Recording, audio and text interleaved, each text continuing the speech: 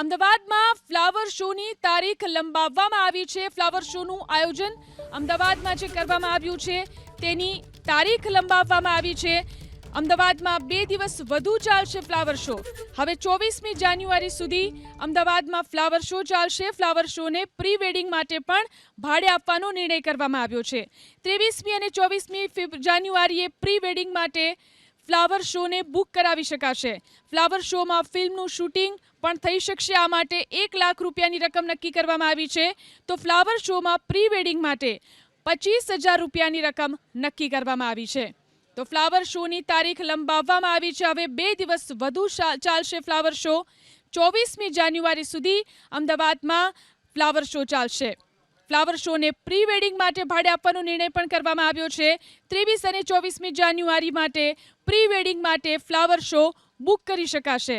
Flower શોમાં ફિલ્મનું shooting પણ થઈ શકશે। આ માટે 1 લાખ રૂપિયા રકમ નક્કી કરવામાં આવી છે। તો પ્રી વેડિંગ માટે 25,000 રૂપિયા ચૂકવવાના રહેશે।